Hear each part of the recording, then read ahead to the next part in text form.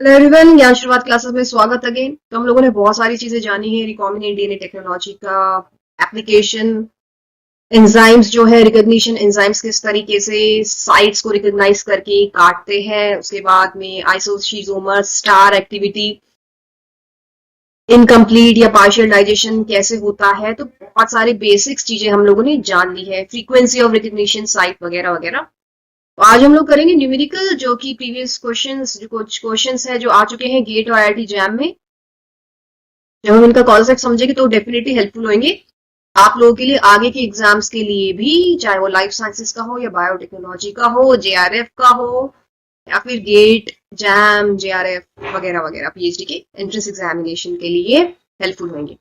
चलिए स्टार्ट करते हैं, समझते हैं बहुत सारे अच्छे अच्छे कॉन्सेप्ट्स। तो यहाँ पे मैं क्वेश्चन अगर पढ़ूं, क्वेश्चन जो है वो दे रखा है, एक प्लाज्मिक वेक्टर यहाँ पे दे रखा है जो कि 5 किलो बेस पेयर केबी का है। और उसमें वो कह रहे हैं कि इस प्लाज्मिक वेक्टर में उन्होंने एक इंसर्ट डाल दिया है, 1 केबी का इंसर्ट डाल दिया गया है। ठीक है, फिर उसके बाद में they just carried out some experiments वगैरह हुए एंड उस बेसिस पे उनको, जो उस बेसिस पे क्या मिले, बैंड्स मिले। तो जब डाइजेशन हुआ या तो बैम H1 की मदद से हुआ है, दे रखा है यहाँ पे, या फिर XHO1 की मदद से हुआ है। तो चार ऑप्शंस यहाँ पे दे दिए गए हैं और वो पूछ रहे हैं इनमें से कौन सा ऑप्शन जो है सही है। On the basis of this bands जिस तरीके से दिख रहे हैं उस हिसाब से हमको बताना है कि कौन सा जो है वो करेक्ट ऑप्शन है। पहला जो ऑप्शन है वो ये कह रहा है कि जो इंसर्ट है वो गया ही नहीं है वेक्टर में। दूसरा ऑप्शन ये कह रहा है कि एक ही कॉपी गई है वेक्टर में। सी ऑप्शन ये कह रहा है कि इंसर्ट जो है वो गया तो है वेक्टर में, लेकिन 2 टेंडम कॉपीज के तौर पे गई है।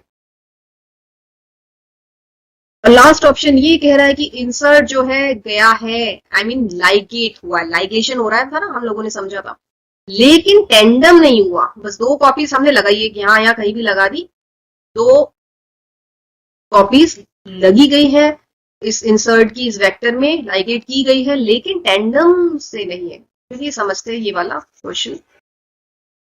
बढ़िया क्वेश्चन है।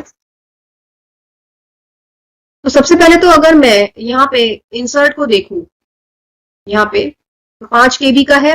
इंसर्ट को देखते हुए यहाँ से लेके यहाँ तक उन्होंने दे रखा कि 0.3 केबी का आ रहा है यहाँ पे साइज, लेंथ। तो अगर मेरे को यहाँ से लेके XHO साइड से लेके बैम H1 से तक पता लगाना हो कि कितना जो है साइज बैठेगा, लेंथ बैठेगी, तो वो निकल के आएगी यहाँ से 0.7 केबी। अंडरस्टूड? ठीक है, 0.7 तो आ ही रहा है। ओके, अब ये जो है इंसर्ट यहाँ पे लगा दिए, तो देखिए किस तरीके से लगेगा। तो ये रहा प्लाज्मिक वेक्टर, यहाँ पे है ये साइड बैम H1, यहाँ पे इको R1 है, यहाँ पे जो मैं नहीं लिख रही क्योंकि उनको काटना है, या तो बैम H1 से कट रहा है ये, और XHO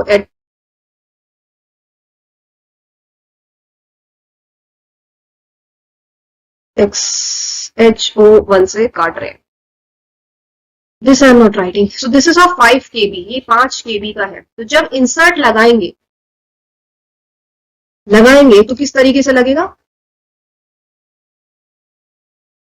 ये लगाया ऐसे, ऐसे तो 0.3 यहां आ गया, दिस इज 0.3, ये XHO1 है, और यहां से लेके यहां तक आ रहा है,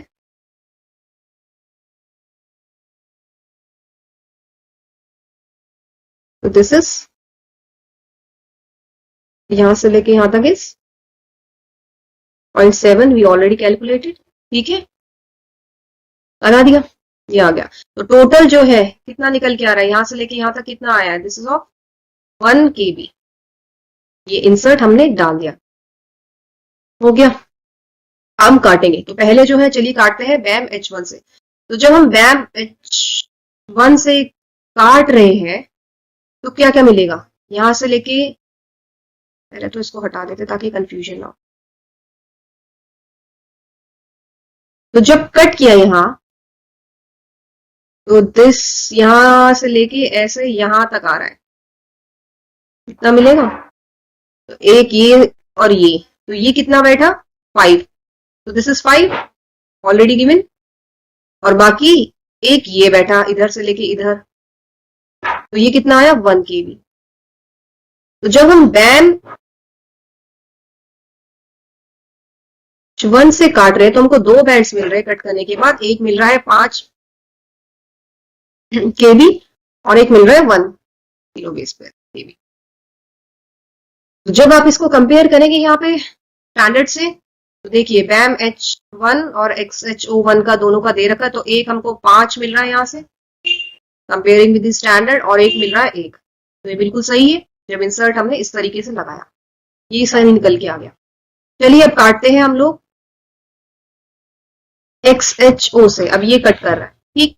तो जब यहां से काटा दिस वन, तो कितने निकल के आएंगे? एक ये रहा, एक ये आया, एक पूरे का पूरे फिर से वैसी का वैसी आएगा तो लेके यहां तक, और एक ये आया, ठीक।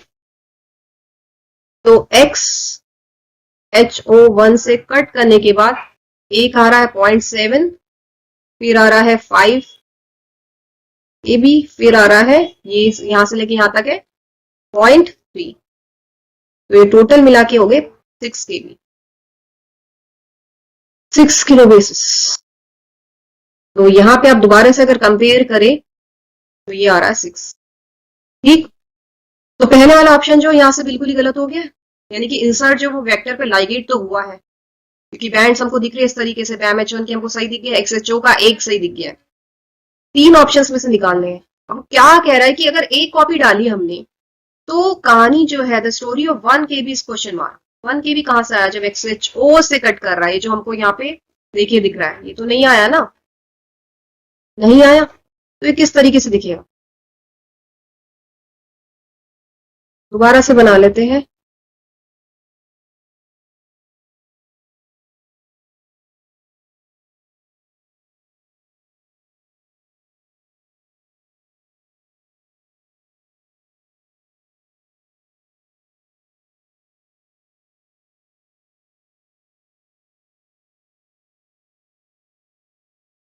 ये पूरा जो है 1 kb का है, यहां से लेके यहां तक 0.3 है, और यहां से लेके यहां तक 0.7 है, इतना तो समझ में आ गया। बाकी जो बचा हुआ है बीच का ये, दिस इज 5 kb, क्लियर इतना, ठीक। तो ये एक कॉपी पे है, लेकिन हमको एक जो बैंड है XHO का वो नहीं मिला, तो बैम H1 के तो 5 और एक जो है ये तो सही आ गया, इसका भी 6 ये सही आ गया, लेकिन ये नहीं आया था। तो अगर मैं कॉपी यहां लगा दूं एक और DNA इंसर्ट की, ऐसे, ठीक ठीक, लेकिन अब की बार किस तरीके से, एक के पीछे एक, तो यहां पे जो है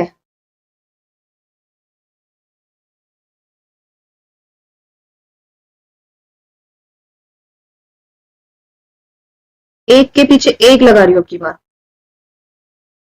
तो यहां मैंने लगा दिया XHO1, देखिए ये किस तरीके से है, ऐसे, ये दिस इज XHO, और यहां तरीके से DNA इंसर्ट था हमारा, तो दिस इज 0.3 और ये 0.7। मैं किस तरीके से लगा रही हूँ की बार, इधर ले रही हूँ 0.7, ऐसा लगा रही हूँ, दिस नाउ 0.7 और ये ले लिया 0.3। अब काटते हैं फिर से XHO से, यहां से काटेंगे फिर से, तो देखिए बैंड्स किस तरीके से आएंगे, दोबारा से देखिए, एक आया ये 0.7, ठीक ठीक, एक ये 5 का 5, अब 5 यहां तक नहीं है, अब ये 5 बताइए कहां तक है, यहां तक है 5, तो यहां से लेके यहां तक अब 5 हो गया है, क्योंकि ये इंसर्ट मैंने 1 kb का भी ये डाल दिया है, ठीक है। तो ये और कट किया, और एक ये, तो जब XHO1 से दोबारा से काटा, जब 2 कॉपीज लगा रहे हैं, तो क्या मिल रहा है 0.7 प्लस 5 प्लस 0.3 यानी कि कितना बेटा 6 KB।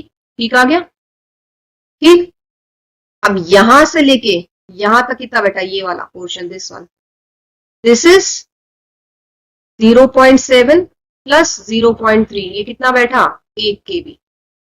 आ गया 1 KB, आ गया।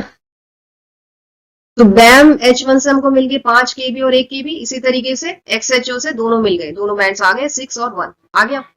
लेकिन हमको कितने इंसर्ट्स लगाने पड़े यहाँ पे, एक ये इंसर्ट DNA का, एक ये इंसर्ट S से लगाना पड़ा, और वो टेंडम रिपीट्स में है। टेंडम, वहां पे ऑप्शन दिया होता 2 कॉपीज तो लगाई गई है लेकिन टेंडम में नहीं लगाई गई, तो ये टेंडम में लगे। टेंडम का मतलब होता है कि एक के पीछे एक, 0.7 0.3 0.7 0.3, तो ए बी के पीछे एक, ए बी, इसको कहते हैं टेंडम सीक्वेंस, टेंडम रिपीट। तो 0.7 0.3 0.7 इस तरीके आगे पीछे करके लगाई गई। तो yes, 2 copies of DNA, insert DNA was ligated but in tandem copies। तो ये ऑप्शन है हमारा सही है। आया समझ में? इजी था। ठीक है, चलिए नेक्स्ट क्वेश्चन पे आते हैं। अब यहाँ पे क्या दे रखा है, यहाँ पे क्वेश्चन में दे रखा है कि ई को R1 से डाइजेशन चल रहा है, एक 10 KB लेंथ का जो है DNA फ्रेगमेंट है, तो पूछ रहे हैं कि हमको कितनी कितनी अलग लेंथ्स मिलेगी जब ये डाइजेस्ट करेगा ई को R1 इस फ्रेगमेंट को, पार्शियल डाइजेशन हो रहा है, तो कितने पॉसिबल DNA फ्रेगमेंट्स हमको मिलेंगे, प्राप्त होंगे। How many DNA fragments will be getting? So we know when there is partial digestion, जब partial digestion होता है तो आधा अधूरा तरीके से जहां पे भी है वहां पे कट करेगा, इतना हम लोगों ने समझ लिया था इनकम्प्लीट या पार्शियल डाइजेशन। तो हर जगह अटैक करेगा, हर रिकॉग्निशन सीक्वेंस पे अटैक करेगा और मैक्सिमम नंबर ऑफ फ्रेगमेंट्स निकल के आएंगे। तो वही है, वही कहानी चल रही है। तो यहाँ पे अगर मैं 0 से लेके 10 KB तक का बना लू, this is 2, this is 4, this is 7 KB, KBC नहीं है, ये KB है, KB KB KB। ठीक, अब हम काट रहे हैं E को R1 से। तो पहला जो है देखिए 0 से लेके 2 तक चलते हैं, ये एक मिलेगा 2 का, और बाकी बचो ये मिला, तो 8 हो गया, 8 KB हो गया, 2 KB हो गया, ये मिले 2। ठीक, अब 0 से लेके 4 तक कितने मिलेंगे, यहां से लेके यहां तक हमको कितने मिल रहे हैं, ये 4 मिला, बाकी ये कितना मिला 6, ये मिल गया। मतलब हर साइड पे काटेगा। फिर यहां से लेके यहां तक ये काटा, तो ये कितना मिला 7, और बाकी ये कितना आया 3।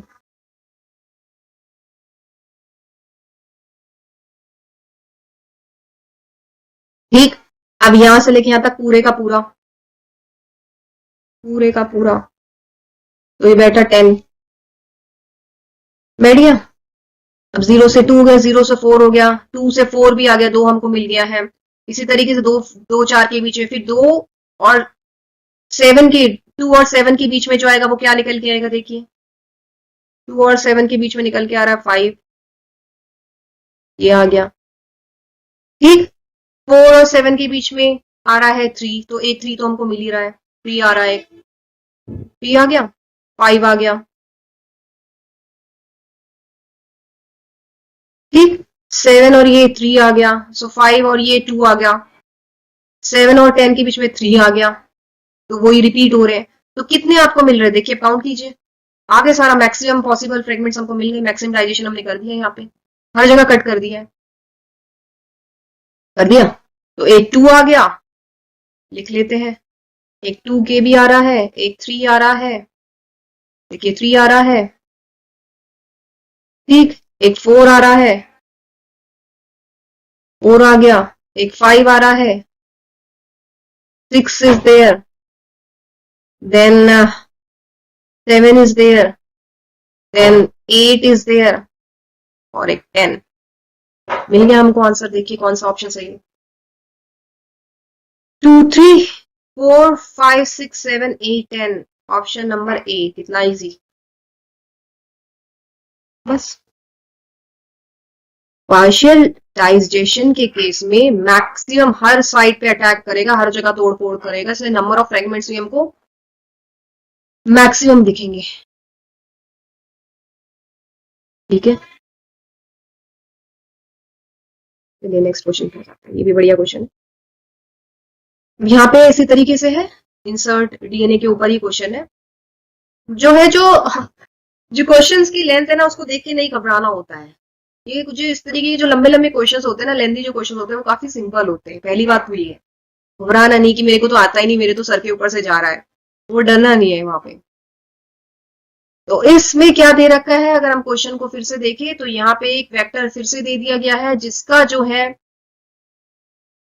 टोटल जो है साइज है 2.8 केबी का साइज है, और यहां से लेके यहां तक 300 बेस पेयर्स का इन्होंने दे दिया है। और वो कह रहे हैं कि एक जो है इंसर्ट जो कि इतने साइज का है 1.2 केबी का है, जिसकी अलग अलग रिकॉग्निशन सीक्वेंसेस साइट्स आ रही है, रिकॉग्निशन साइट्स बोलते हैं, आ रहे हैं। तो वो जो है कहाँ डाला गया है, यहाँ पे बैम H1 और इको RI साइट्स में, जो कि एक दूसरे के एडजस्टेंट है, पास में है, करीब है। ठीक है, और एक जो है वेक्टर के पास ये XHO1 का साइड भी है, जो कि इससे अपस्ट्रीम इधर की तरफ जा रहा है, 300 बेस पेयर्स की दूरी पे है। जब काटा गया, इको R1 से काट रहे अब की बार, और XHO1 से काटेंगे, एग्रोस जेल इलेक्ट्रोफोरेसिस किया, फिर बैंड्स हमको दिखेंगे, लेकिन उन्होंने बैंड से कुछ लेना देना नहीं दिया गया है, वो हमको एज्यूम करना है। तो कितने डीएनए फ्रेगमेंट्स हमको दिखेंगे, फ्रेगमेंट्स की बात हो रही है यहाँ पे, कितने फ्रेगमेंट्स हमको दिखेंगे। ठीक, साइज ही है, हाँ, साइज, फ्रेगमेंट्स की साइज। तो चलिए करते हैं ये वाला क्वेश्चन, ये भी काफी सिंपल है, सारे गेट के क्वेश्चन है ये। तो यहाँ पे आ गया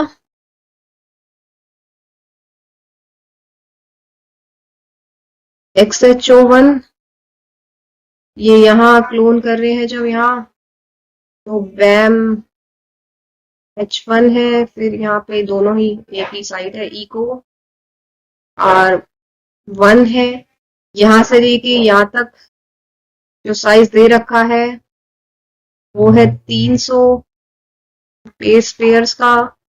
टोटल जो साइज है वो है 2.8 केबी का। अब हम डीएनए इंसर्ट डाल रहे हैं। अगर मैं डीएनए इंसर्ट को ध्यान से देखूं तो यहाँ पे है बैम H1 का साइड, यहाँ पे XHO, और यहाँ पे आ रहा है इको R1। ठीक, तो यहां से लेके यहां तक कितना है, 500 बेस पेयर का है। टोटल जो लेंथ है, टोटल जो है 1.2 का है। तो यहां कितना निकल के आएगा भाई, यहां कितना आएगा, 700 आ जाएगा ना।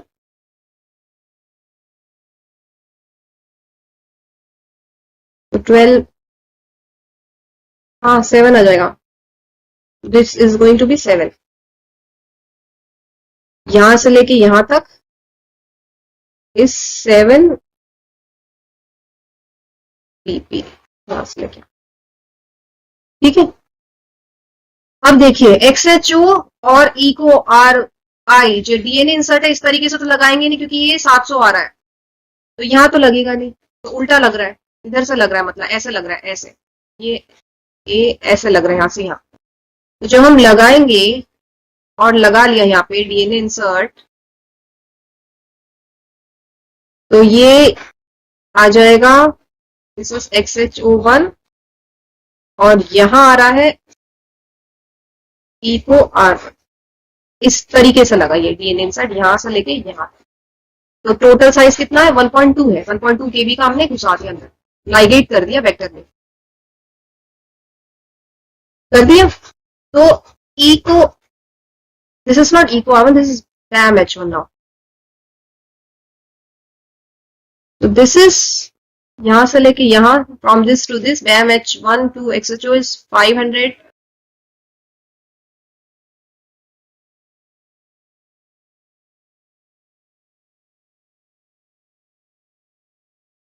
दोबारा से बना लेते हैं।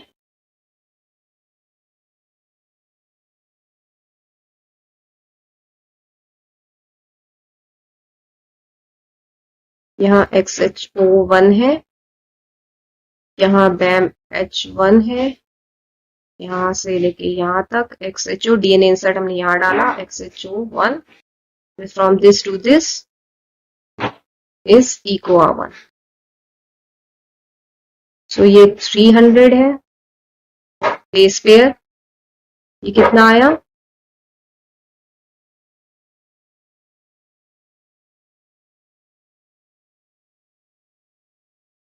ये 500 है, और यहां से लेके यहां तक नारस 700 बेस पेयर। इंसर्ट DNA का जो साइज है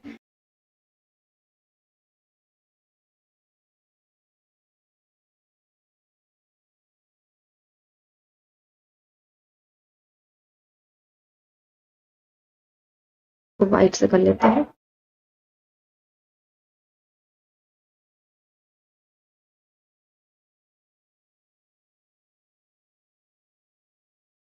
ये इस तरीके से है ना। ये टोटल जो है 1.2 है, and this is 5, this is 7। ये टोटल जो है 2.8 का है। इतना आया। बिल्कुल ऐसे ऐसे DNA इंसर्ट घुसा दिया, ये वाला, ये रहा DNA इंसर्ट यहाँ आ रहा है। अब हमको काटना है या तो XHO से यहाँ यहाँ, या फिर EcoR1 से, इसका कोई रोल नहीं है। और बताने कितने आ रहे हैं, कितने बैंड्स दिखेंगे, साइज कितना होगा। ठीक, काटे काटे तो यहां से काट शुरू करते। तो एक तो ये दिखा, ये कटा, एक तो ये आ गया दिस वन, ये काटा। अब जब ये कट करेगा तो ये यहां से लेके यहां तक आया दिस वन, फिर इसके और इसके बीच दिस वन। अब जब ये काटा तो ये आया, तो 3 मिल गए हमको। फ्रॉम दिस टू दिस, फिर यहां से कट करके यहां तक आया, फिर ये और ये आया। तो क्लियर कट है। दिस इज 700, एक आ रहा है 7 का, ये 7 मिल गया। एक आ रहा है 300 प्लस 500, 800 का, और बाकी बचा ये यहां से लेके यहां तक, ये दिस वन। ठीक, अब ये कितना है, इसका साइज कितना है। तो टोटल जो है, पहले तो 2.8 था पहले, लेकिन जब हमने 1.2 का इंसर्ट DNA डाल दिया तो कितना बैठ गया साइज, 4 बेस पेस बन गया ना। 4 में से इन सबको माइनस कर दो, तो 4000 में से माइनस दिस 700 प्लस 800, कितना आ जाएगा, 2500 आ जाएगा। तो दिस पोर्शन इज नाउ 2.5।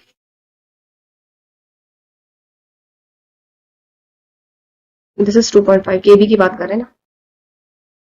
तो हमको 3 मिल गए, 2500, 700 और 800। ये हमारा सही आंसर है।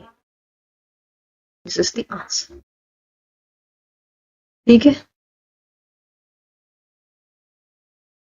इजी। चलिए नेक्स्ट। ओके, अभी वाला जो क्वेश्चन है वो IIT जैम का क्वेश्चन है। क्वेश्चन वो कह रहे हैं, काफी सिंपल क्वेश्चन है, कि रिकॉग्निशन साइट दे दी है 3 बेसिस की। एक एंडोन्यूक्लियस काट रहा है रिकॉग्निशन साइट, जिसमें कि 3 बेसिस आ रहे हैं। तो कह रहे हैं कि इस की प्रोबेबिलिटी क्या होगी इस एंजाइम की, जब जो न्यूक्लियोटाइड्स है वो रैंडम तरीके से कट हो रही है, कि वो DNA रैंडम तरीके से कट हो रहा है, तो वो निकालनी है। तो हमको पता है भाई, हम लोगों को फॉर्मूला बहुत अच्छे से पता है कि फ्रीक्वेंसी ऑफ रिकॉग्निशन साइट, यानी कि जब हमको निकालना होता है एवरेज लेंथ फ्रेगमेंट्स का,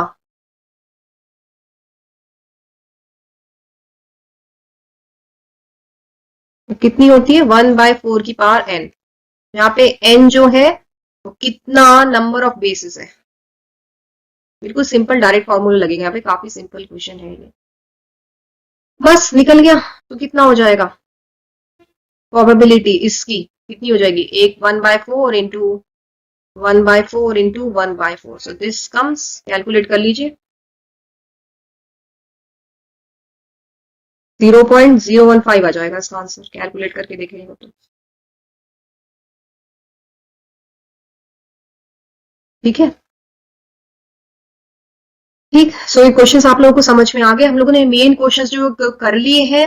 आगे आप लोग साथ साथ आपको क्या करना है, practice and practice and practice, बहुत ज्यादा प्रैक्टिस करनी है न्यूमेरिकल की, क्योंकि स्कोरिंग है और आपके बढ़िया मार्क्स निकल के आएंगे अगर आप प्रैक्टिस करेंगे कंसिस्टेंटली। तो ऑल द वेरी बेस्ट, आगे भी हम लेक्चर समझेंगे।